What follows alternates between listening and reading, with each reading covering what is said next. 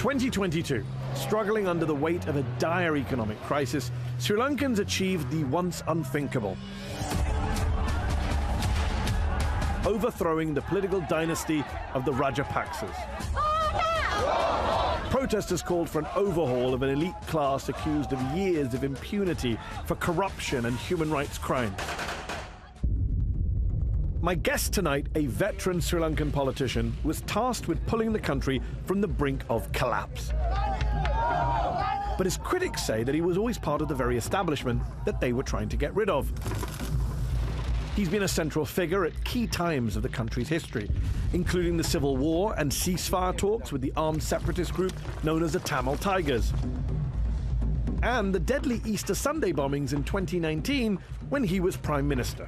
I'm Mehdi Hasan, and I'll be going head-to-head with former President and six-time Prime Minister of Sri Lanka, Ranil Wickremesinghe.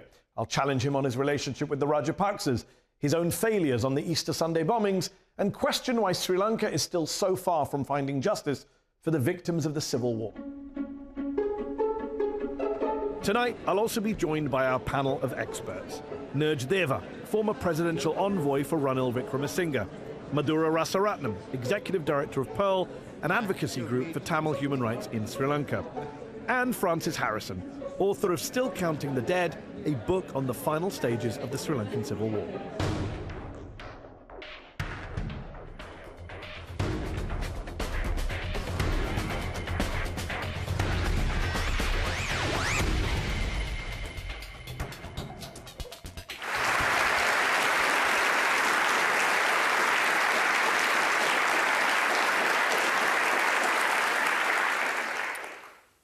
Ranil Wickremesinghe, thank you so much for joining me on Head to Head today. In 2022, in the wake of a huge economic crisis, and Sri Lankans taking to the street, and the Rajapaksa political dynasty basically falling apart, Parliament makes you president of Sri Lanka, and you stabilize the economy, you get a new IMF loan, you bring inflation down from 70% to 1.3% within a year. And then you lose the presidential election. You lose badly. You came third last September. Why do you think, despite that record, the Sri Lankan people rejected you so overwhelmingly? In 2 years, maybe I had to put the economy back on track. And that means disinflation, compression.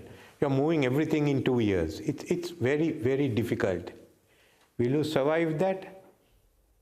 No, I can't see that. Look at Mrs. Thatcher. Her first term was a shambles, if not for the Argentinian junta. Yes. That's the Falklands War. Falklands just saved her. Look at Vajpayee, the second generation. You name it, in all the countries, the chances were that you would lose the election. I first came in not on the election. There was no one to take over, and there would have been a political and economic collapse of the country.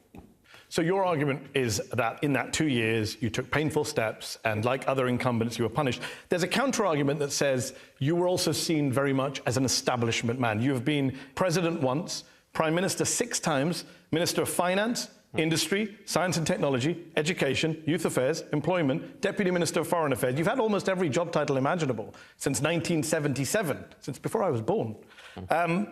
Some would say that you are identified by the Sri Lankan people with a lot of the country's political and economic problems. You are Mr. Establishment in their eyes.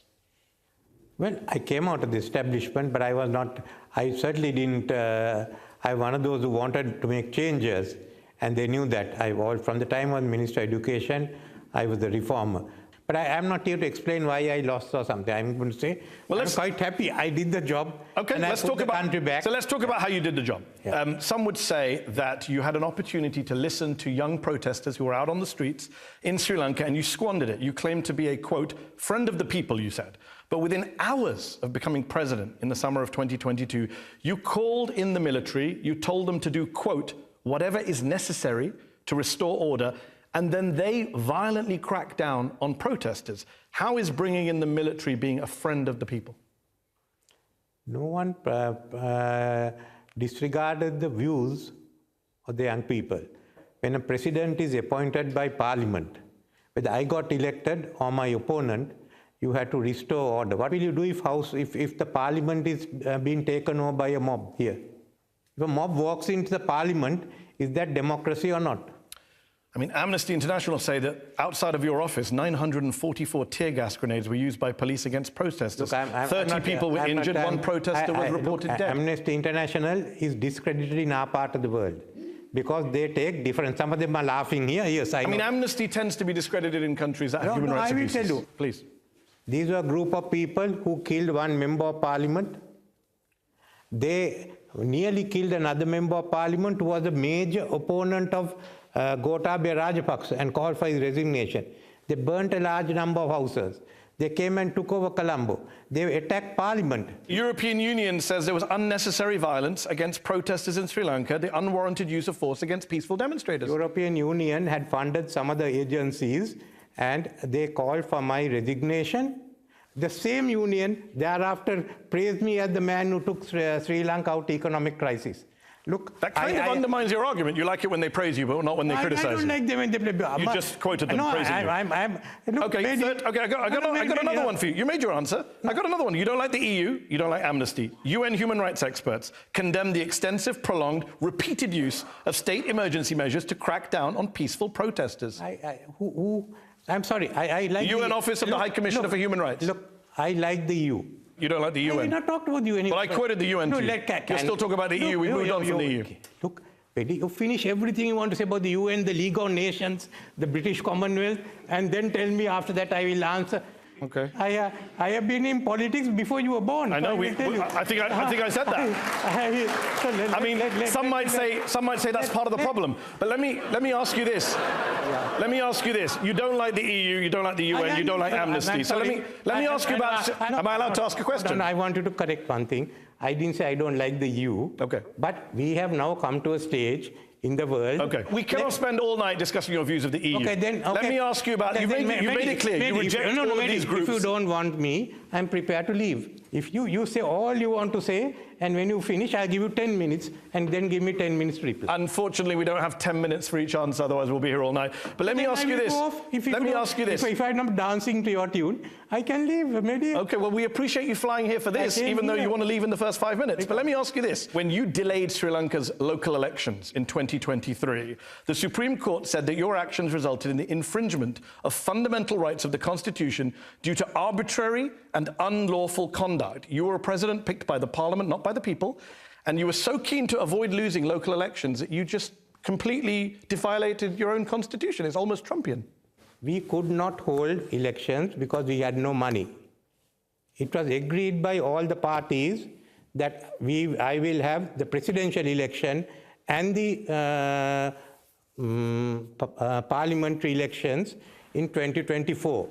And kindly remember, this case was filed in Supreme Court in 2023. The Supreme Court dragged that case out, and they said, okay, you have violated fundamental rights. By that time, there were no elections. We had stuck to it. We all wanted to get out of this mess, and that's why we did that. The Supreme Court, together. Can I speak? Yes, the Supreme Court said you did have funds in the budget that were allocated for it, and you still didn't hold the election. You say you had no money, but you had enough money to attend the Queen's funeral here in the UK in September 2022. You went to the Japanese Prime Minister's funeral in Japan. You made a lot of state visits, but you had no money for elections. Queen's funeral and the Japanese Prime Minister's funeral was in 2022. Yeah. This was for 2023. You know, our financial years run from January 1st to December 31st. And I had to come. I wanted to come. I was a subject of Her Majesty Elizabeth II, the Queen of Ceylon. She was the most popular figure that we had. Now you're telling me don't come to the Queen's funeral. No, I'm saying you should not have violated the Constitution and held elections. I didn't violate the Constitution by coming to the Constitution. The Supreme Court said you violated the Constitution. No, they didn't say. The Supreme Court could have given their rulings if they wanted in 2023. So, okay. They gave I think the audience very much understands what I said. You can distract all you want. Okay, let's talk about the protests in 2022. Don't lose your temper. You became president. Don't lose your temper. I mean, only one of us is so far threatened to walk out. When you became president in 2022, the mantra at the time was "Go to go home," which was Gotabaya Rajapaksa, the president. His shoes, you filled them, he fled in July. You've always maintained publicly that you oppose the Rajapaksas, the family that have dominated Sri Lankan politics for 20 years, but your nickname for a lot of people online, as you know, is Ranil Rajapaksa. You've been Prime Minister or President on and off for over 30 years. What have you done to hold the Rajapaksas responsible for their alleged corruption and many other crimes? Why do you say you're opposed to them when you're clearly not? When I became Prime Minister, we insisted that there should be inquiries into it. We created the Financial Crimes Division. There was a separate secretariat to inquire into corruption, headed by Mr. Anand Vijaypal, who's today the Minister for Public Security. And there was another one, the former head of, I think, Mr. Valiamuna, who Transparency International. Then there was the Bribery Commission. All of them investigated. Mr. Gotabaya Rajapaksa prosecuted, was released by court. Basil Rajapaksa was prosecuted, Namal Rajapaksa was prosecuted, Yoshita Rajapaksa was prosecuted. There's a name missing from your list. What's the list? Mahinda Rajapaksa. So they have to find evidence. No, it's not I who do it. Like your country. I mean, look. There's allegations that he took $7 million from a Chinese corporation. You know there are many crimes they're accused of. Look, in my country, it's the Attorney General who's not a political figure who decides on prosecution. We can only send the evidence before him. Attorney General decided what cases you should prosecute. Many people think you're covering up for them. I am not. Is the Attorney General? I am not the Attorney General. I watched a video of you, actually. You attended the birthday party of former President Mahinda Rajapaksa in November 2023. And there's a video of you singing as the cake arrives. So what's wrong? Do you normally attend the birthdays of all the people you claim to be opposed to?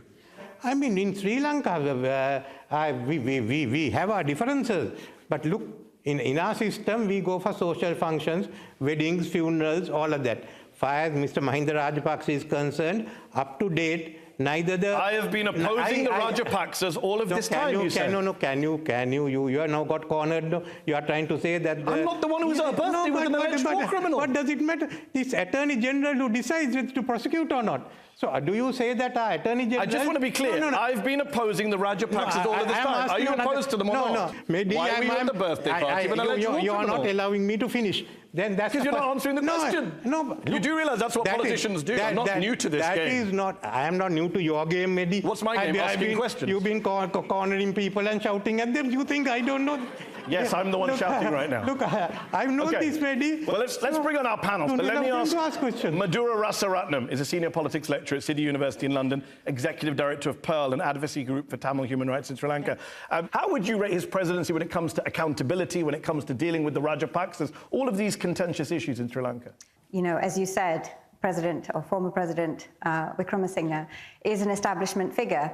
And he took the reform of the system that he is a product of as seriously as he's taking the interview, right? He came to power in 2022. He was placed there by the Rajapaksas, the majority that voted him into power against the wishes of the protesters who wanted total system change, because the system of which he has been a part, it has committed grave crimes. We've just produced a report that's amounting to genocide, but also then it has led to a collapse of the whole economy, because these crimes, they are systemic. Right? So he came to power, he had a golden opportunity on the back of the momentum of those protests, right, to really go for system change. And instead what he did was he put the show back on the road.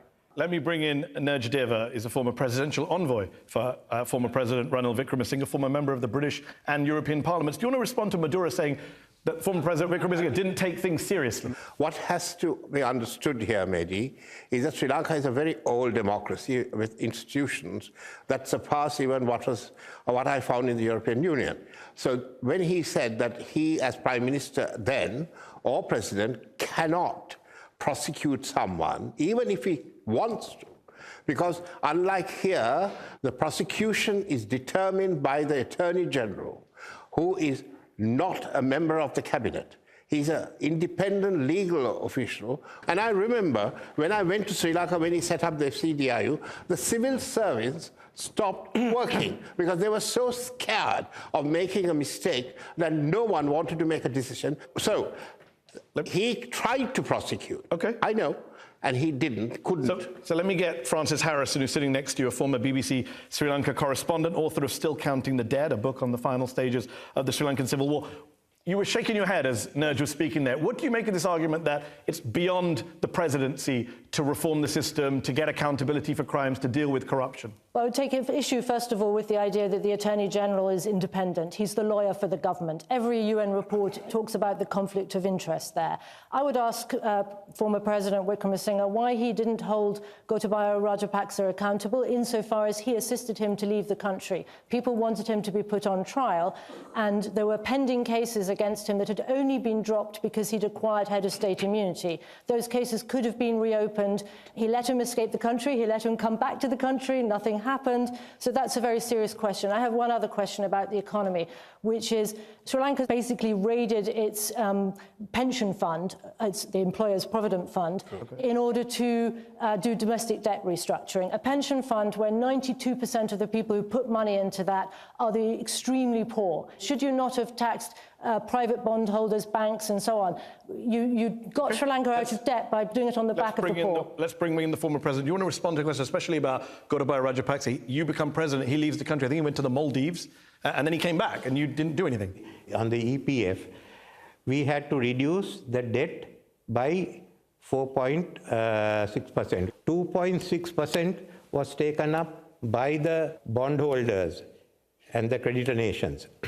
Then 1% of that came through the banks.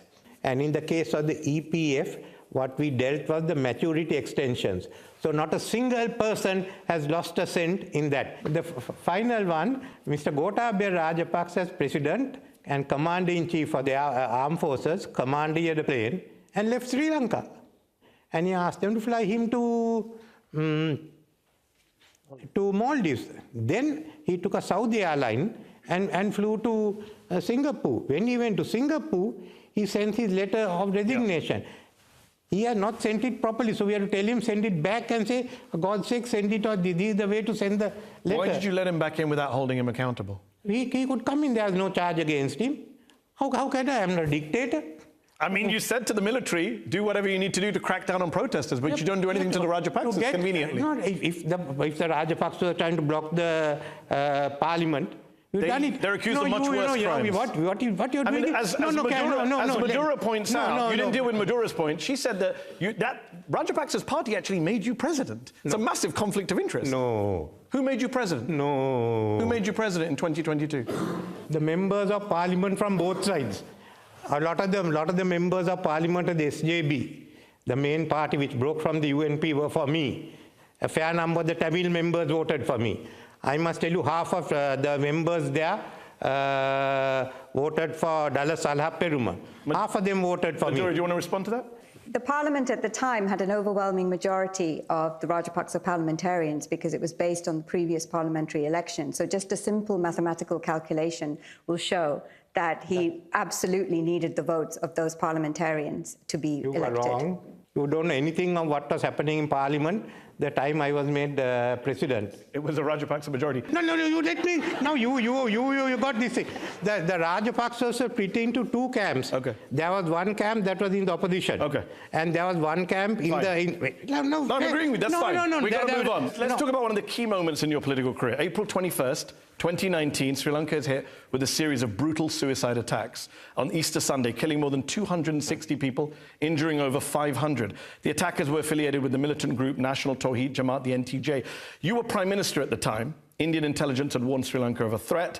You said you personally never got that information because you were, quote, out of the loop and not getting along with the President, Sirisena, at the time. You've publicly apologized and acknowledged the, quote, collective responsibility of the government.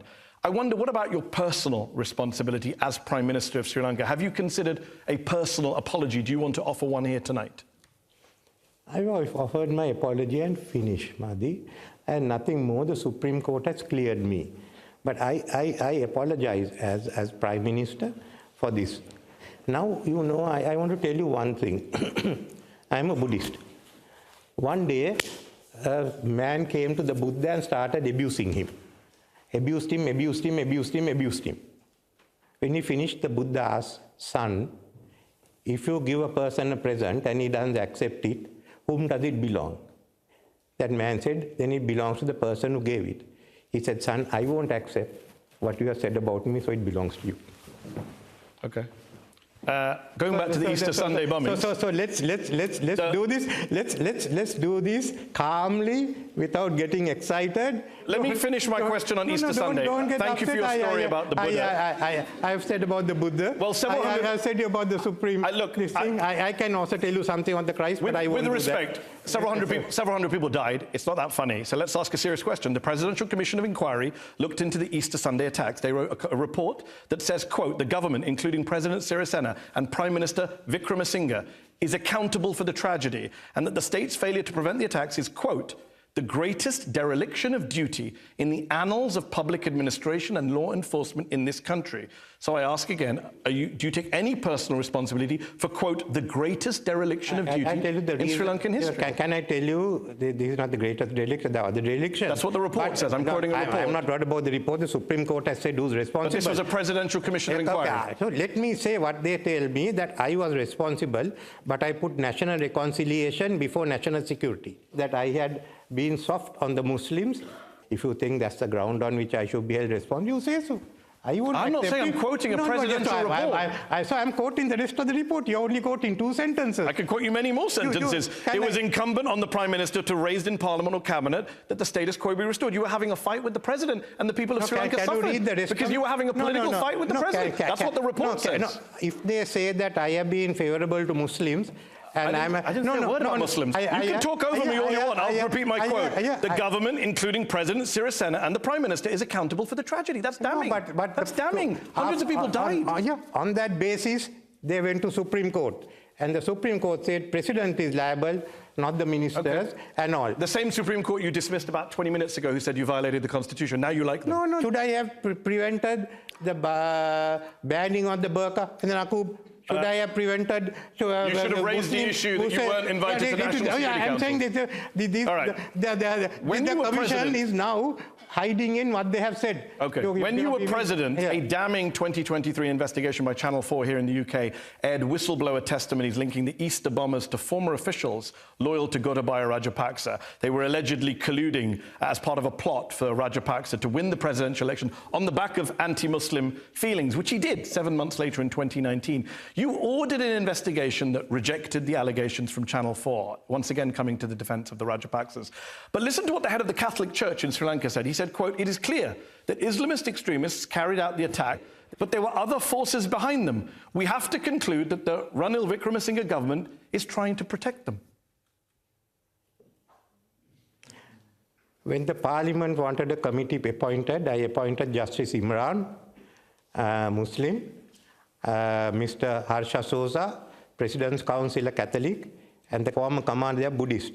They went in, it's a full report, and they said that this has not been proved, and it was proved that the official concerned was not in Sri Lanka at the time, he was abroad. Now, as far as I'm Nobody has any faith in those committees. Now, let me finish up. I am dealing with what is called the Catholic Bishops' Conference. All this have been given to them. They have not made any other comment. They're all against the entire Catholic Church is saying you failed them. No, this is what the Cardinal has said in regard to this inquiry, not anything else. Yes, the head of the Conference of Bishops. Who? Bishop Harold Anthony Pereira. Yes, so? He says he wants an independent inquiry, and he supports Cardinal Malcolm Runjit, the head of the church, who says that you did not take requests seriously for an independent investigation, and what you commissioned, he says, quote, he told Al Jazeera, it's not worth even the paper it's written on, the commissions you did. This is the Catholic Church in your country. Damning stuff. Can I tell you, Bishop Harold has been speaking to me all the time. If he has said this, I know that. We know the politics of the Catholic Church. The politics of the Catholic Church. They lost hundreds of people in suicide attacks, and you're obsessed with it. We know that. It's a question. Is everything a game to you? Sorry, you're going off your head at this rate. I appointed a committee which no one... And quote, the committee was not worth the paper it was written on. That's the head of the Catholic Church of your country. You know, all nonsense he's talking of. Justice Imran. The head of the Catholic Church is talking nonsense. Yes. I just want to be clear. A massive terrorist attack happens on your watch as Prime Minister.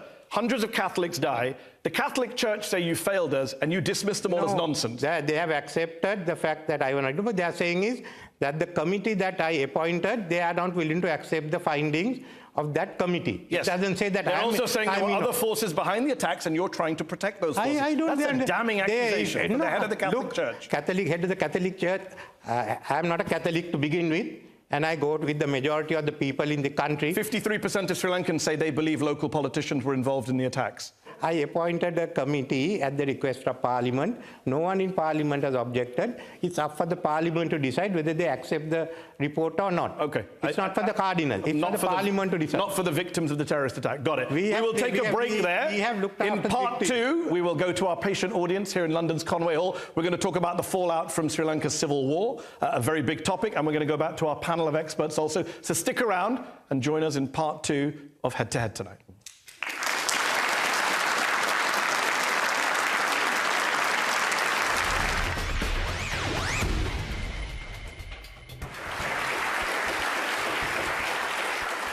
Welcome back to Al Jazeera's Head to Head. My guest tonight is Ranil Wickremesinghe, former Prime Minister, former President of Sri Lanka. Ranil Wickremesinghe, thank you so much for being here tonight. We talked in part one about your presidency. We talked about the Easter Sunday attacks.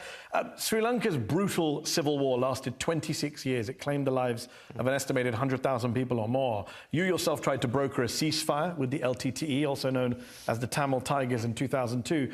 But last year when you were president, the UN said, to date, the government has rarely even acknowledged the serious violations that occurred in the conflict or provided victims with adequate redress. In the 16 years since the end of the war, you've been Prime Minister 4 times and President once. Can you tell our audience today how you believe justice has been served on your watch for the victims of the civil war? No contest. UN has said that. I'm not contesting. Next question, please. That wasn't my question. My question was, how has justice been served on your watch for the victims? I said no contest. I don't know what that means. I mean, this is what you say. If I go to answer, you will shout on me. So I said, all right, guilty as charged, no contest or whatever it is, get to the next question. So you believe the victims of the civil war have been I don't believe delivered anything. justice? You're not giving me a chance to speak, so I'm not saying anything. I said no contest. So bring the next question, please. It's a little bit childish for a former president of a country to not be able to answer a question. I'm saying no contest. If I'm childish, Gandhi was also childish. I'm only doing what Gandhi did. Gandhi didn't answer interview questions. He didn't answer, he didn't even in British courts, he didn't. You don't know history. What can I do? We are a non-violent nation. We are from the Himalayas. You're a non-violent nation? I'm a non-violent I'm literally person. asking about a civil war that lasted 26 years and killed over 100,000 people. No contest again. There was no civil war for 20 years. What is the civil war? There wasn't a civil war. Will you let me speak without interrupting? Then I will say what If you can answer the question, yes. No, I'm not. This is not a platform for you to give political speeches. I said no contest. You said I'm making political speeches. I'm a politician. So no contest. You get on to the next one. Okay, let's try this. On your watch, there was an Office of Missing Persons that you set up. Your office investigated 6,000 cases of disappearances. Can you tell us how many people were found by that No office? contest again. So if I say anything, it's a political speech. I'm just asking how many people were found. I will... 6,000 disappearances. Is this a joke to you? No, the number who have disappeared, according to Francis, was far more. We are trying to... Exactly. Amnesty says 60,000. I'm saying 6,000 because I knew you... No, there were 14,000 names that had come. So we are trying to do that. Again, split them into 2 lots. Those who were involved in the Mullawaikal incident and those who were outside. Because not only the war there, we were talking about the disappearance in the south and others. Then once you identify the Mullawaikal, that's the big problem here. Then are there other numbers? Because 40,000 was not the big number that came. The disappearances, many of them, we are still going on. How many were found by your office? Why is it such a hard question for you to answer? What? 6,000 disappearances were investigated. How many people were found? 14,000, of which they're still going on. 16 people were found. Isn't that an embarrassing number? On your watch, only 16 people, 16.3%. Sorry, that was done through different groups. Large number are missing. We had an ethnic conflict in the country. It's something which has struck all of us. There are a large number of you here because you couldn't live in the north. So let us look at how we are going to solve it. Not only the question of missing persons, but what has happened. It is not a simple civil war as such. She will, of course, disagree. But if you are not allowing me what to say and how that we could bring it around. Has justice been served to the victims of the justice Civil has not War? been served to any other communities. Okay. Why was justice not served on your watch? Okay, I have answered your question that justice has not been answer served. the question. So after that, you say what? Okay, why did you reappoint last year as your Chief of Defence Staff a man named General Shavendra Silva, who the US government blacklisted for gross violations of human rights, namely extrajudicial killings? How can there be truth, reconciliation and unity, which is a commission you started, when you're keeping on board generals accused of gross human rights violations in that conflict? General Shavendra Silva was there. He said he's willing to stand any inquiry. In our ones, we had not found anything. The Americans, though they blacklisted him, can't say what it is about. He served in UN and part of the office. As far as I was concerned, it's a practice not to replace military commanders during election. I didn't want to go and change it, but when I took over, I checked on it, and I was satisfied that General Silva was not involved in it. It's the US that has done it. US and the UN High Commissioner for Human Rights, Michelle Bachelet, and the European Union. Yes, but the US, there are no charges. He's willing. In fact, he's one of those who want the Truth and Reconciliation Commission to come into being. So you set up this Truth and Reconciliation Commission, and last year, when you were president, you got an open letter from victims of the Civil War, journalists, activists in the North and the East, and they said there's no point to this commission when they're still being subjected to, quote, surveillance, intimidation and harassment by security agencies and land grabs. Why were your security agencies subjecting them to surveillance, harassment and land grabs? There have not been many. There have been some instances we stopped it, but I did not deal with it personally. Why? I kept out. But it's hard to talk about truth and reconciliation if people are still being subjected to human rights abuse. As I told you, we inquired. Some were correct, some were not. But I will not. I am not going to answer any more of this. I feel there are a lot more to be done to get justice for the people of the country or the Tamils. Okay, let's go to Madhura Rasaratnam, who's a senior politics lecturer at City University, executive director of Pearl, an advocacy group for Tamil human rights in Sri Lanka. As a Tamil, Madhura, is it fair to say that the two people that a lot of Tamils in Sri Lanka want to see in a court of law are Mahinda and Gotabaya Rajapaksa, who were respectively president and defense minister for the last most violent years of the Civil War, both of them accused of multiple war crimes? Should they have been put on trial by now by successive Sri Lankan governments, including Mr. Wickremesinghe's? I think, yes, the time for justice is long past. Mr. Wickremesinghe's attitude to your question about justice for the victims, the callousness, just exemplifies the attitude of the Sri Lankan establishment writ large and how we got to a point of, mass atrocities, right, on that scale. And just to say, of course, Gaza is very much on our minds at the moment, but there are unbearable similarities between what happened on the beaches of Mullawaikal and what happened in Gaza. In both cases, you have populations hemmed against the sea, subject to humanitarian siege conditions, incessant aerial bombardment, with atrociously high casualties, medical procedures being done without anesthetic on purpose. The UN estimates that about 40,000 people died in a space of 5 months. At the end of the war, 1,000 people were dying a day. Many, many more are unaccounted for.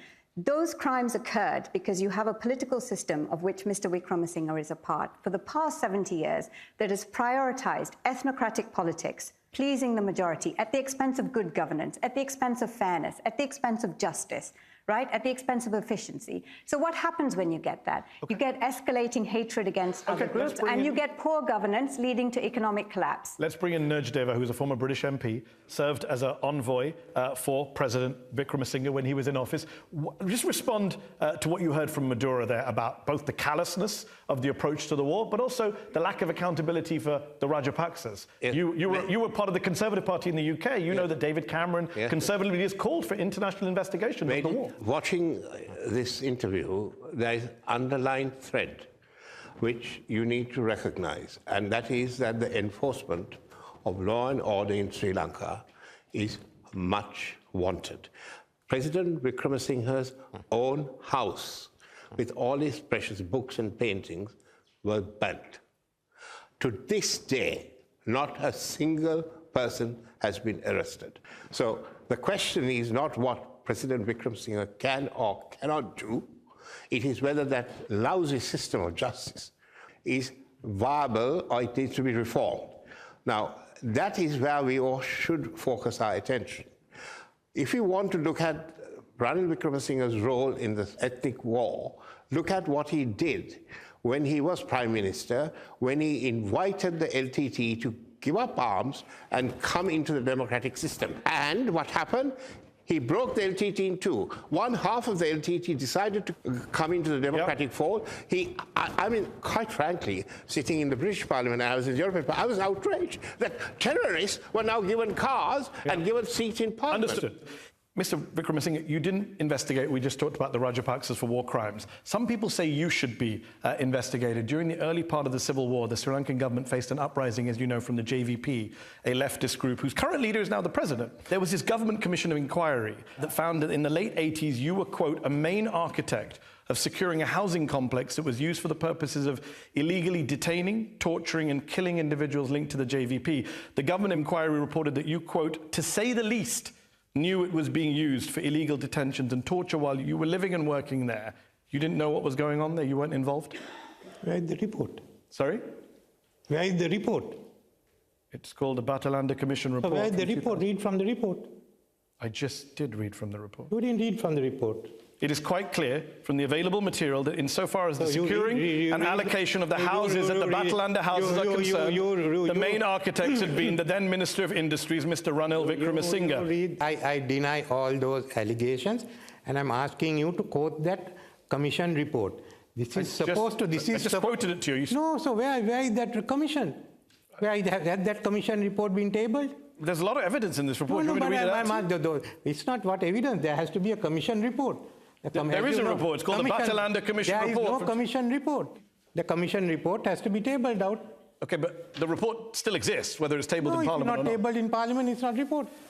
Okay. In the report, a key witness who was your caretaker and, quote, trusted employee testified that you were leading meetings about the torture of detainees there. He died. He was 36 years old. Just days before you testified to the commission, Vincent Fernando was his name, and he testified that you wanted the suspects at Batalanda, quote, destroyed. That's what he testified. He never gave evidence. He did give evidence. No report was tabled. There was nothing to be found against me.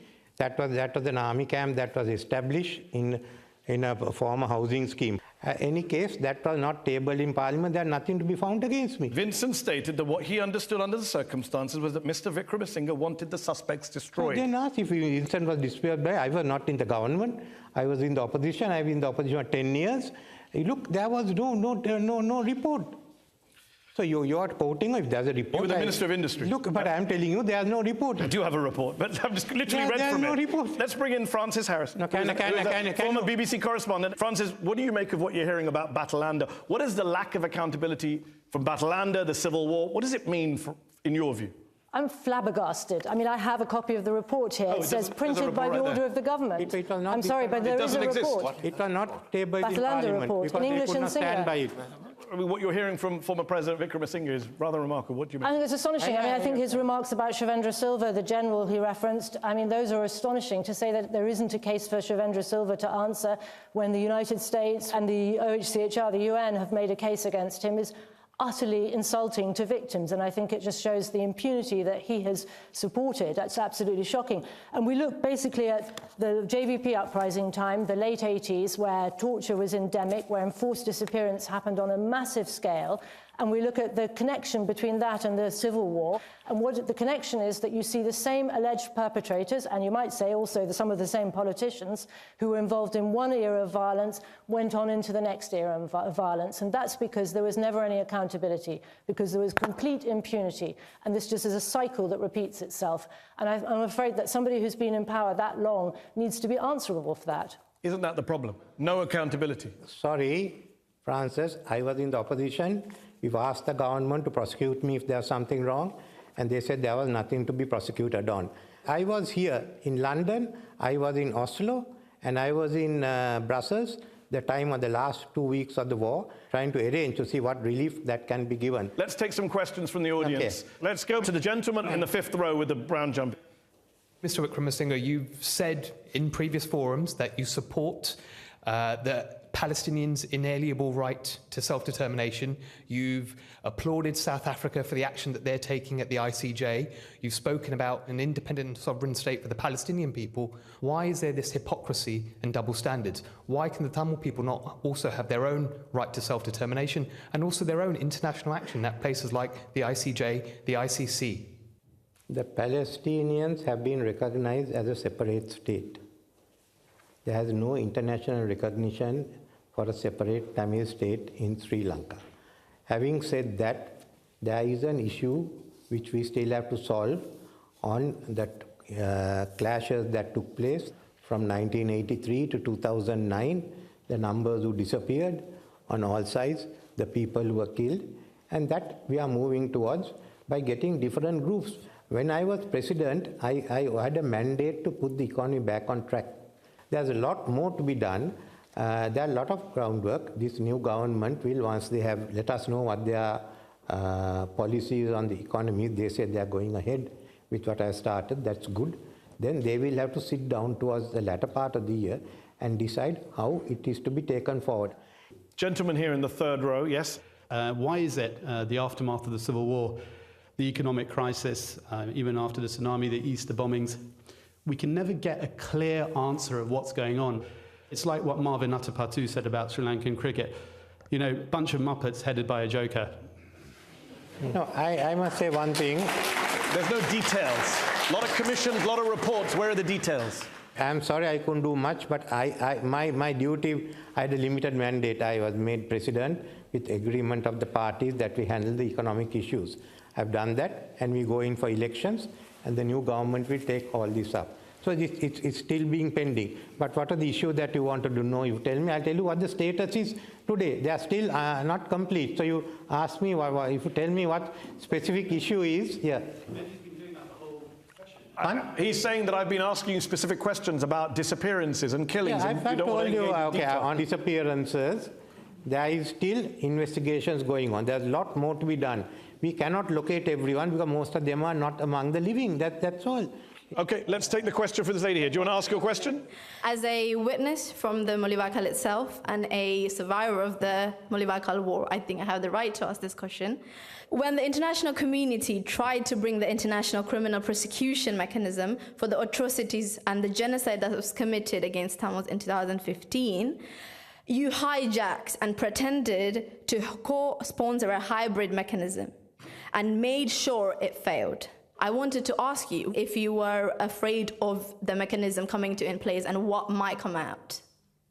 We were asked, we did not hijack. We did not hijack. The president was asked to co-sponsor it in 2015, and he agreed to co-sponsor it. He asked me also, I said, go ahead, co-sponsor it. When it came this side, there were two different views. So I said, let us first come to an agreement, and you can take it up next time. And large section which didn't want to against co-sponsoring, but now are now willing to sit down and talk of how we come to a final settlement. Briefly, Francis, very briefly. I don't think this is about a political settlement. This is about truth and justice, about a process that holds people accountable for gross, violations of human rights. And that's what she's talking about as a survivor. So I was asked why we co-sponsored it and in 2015 and why we didn't do it this time, because we were able now to get people who are opposing it to sit down and talk of it. And we said, any case, this was all going to be rolled over into 224. You agreed to a hybrid court, and then you backed down as soon as you agreed to it. We've agreed to roll it over and take up our positions in 2025. I wanted a common position where we could get all together. Gentleman here, yes, stand up. 1 month after the war in Gaza started, a right-wing American think tank published an article called A Rajapaksa Plan for the Complete Destruction of Hamas. And it went on to argue that Israel should employ precisely the tactics that the Rajapaksas had employed. And these tactics, as we know, involved basically herding hundreds and thousands of innocent civilians into so-called no-fire zones and then slaughtering them and bombing them. But importantly, then went on to say that Israel should then do what the Rajapaksas did and have nothing to do with any kind of international inquiry or process of accountability. Does it worry you that your failure to ensure that there was exactly such a process has actually encouraged, led to, legitimized and justified the kind of ignoring of international humanitarian law that we are seeing with such tragic consequences today in Gaza?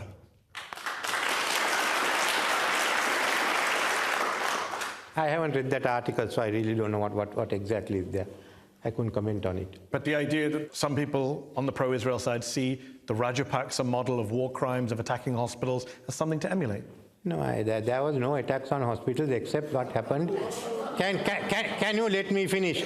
The attacks on hospital was in Mullivaikal was the main where the hospitals came. Other ones were inquired into. There had been occasions where the Air Force had bombed and action was taken against some of them. But a large scale this thing, I wouldn't say that. I have been one of them who have been insisting that all hospitals should not be touched, and we went through that. What happened during the last stages of the war? Yes, there were problems there. I admit that. I won't say no to that. UN experts found that throughout the final stages of the war, virtually every hospital in the Vani area, whether permanent or makeshift, was hit by artillery.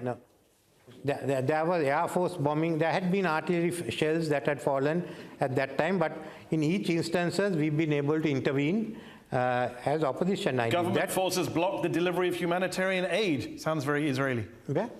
In Sri Lanka. Yeah. According to a UN panel established by Ban Ki-moon, Sri Lankan government forces blocked the delivery of aid to victims of the war. Sounds very Gaza-like. Those are incidents that should have been this thing. I admit that took place. You would ask me about Air Force bombing. That's all that I want to go say. back to the audience. That gentleman's waiting, but Nurj, briefly. A quick observation. Please. You got the wrong guy here being asked questions. You should have Rajapaksa here, because he was destroyed by Rajapaksa. He stood against Rajapaksa. I saw him singing at his birthday party. Well, that doesn't matter. Yeah, but we've got to go back to the audience. This gentleman has a question. I'm from the British Tamil Forum. During the 1983 pogrom, more than 3,000 Tamils were killed. Some of them burnt alive. I very nearly got killed on Boris Gamo Road. My friend and his dad were not so lucky. They were burnt alive on that road. The businesses and houses of Tamils were burnt. As a cabinet minister at that time, what did you do?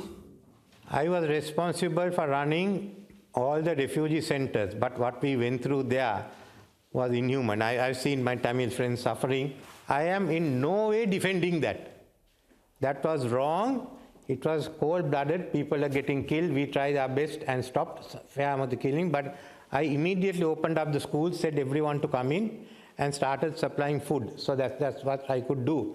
That may not be enough, but I did what I could do. But we were also out in the first 2 days, going all out. I know President Jayawardena was also doing a lot from there, but I won't go into those details. To accept what was wrong, we accept responsibility for that. Do you accept war crimes were committed in Sri Lanka? Look, will you let me finish? Do you accept war crimes were committed? You didn't. Do you accept war crimes were committed in Sri Lanka? I have said we are sorry for what that happened. But were they war crimes? Did war crimes occur in Sri Lanka? Not war crimes. They're not war crimes. They were just horrible things. Look, there are riots in all our countries. People get burned. But we have to know what happened was wrong. And that is the beginning of it. Good to hear. We'll take last question here. We're out of time. Yes, do you want to stand up? Yes. In October 2023, you ordered the police to release land in Mailathamadu Madhavane in Batikalo back to the Tamil farmers. However, you couldn't get it done. And to this day, Sinhala settlers and a Buddhist monk continue to encroach on these lands. So given Sri Lanka's long history of failing to act on such issues, doesn't this reflect the deeper problem of Sinhala Buddhist nationalist ethnocracy within the state? Those who encroached on it were thrown out. We had asked the police to go in, take the orders, and System B lands should be kept for people in Batikalo, both the Tamils and the Muslims. System B is mainly for them and also for commercial development. That's the ruling I gave. So that land has to be given there. How to distribute it, what you do, those are different issues. But there can be no encroachment or lands given there because System C was given to the Sinhalese. Last question from me. You've run for president several times and lost. Do you plan to run again? I had no plans to run this time except I became president and I felt that I should give the country a chance. This is what I have done, give them opportunity. But it is a complete outcome where no one got overall majority. There will be other parties. No, I won't be running. I will be just watching your Al Jazeera head-to-head and hope that you will be better mannered, that's all. Okay. Thank you all for joining me here in London's Conway Hall. Thank you to our panel of experts for joining us tonight. Thank you, Ranil Wickremesinghe. That was head-to-head on Al Jazeera English. Appreciate all of you at home for watching.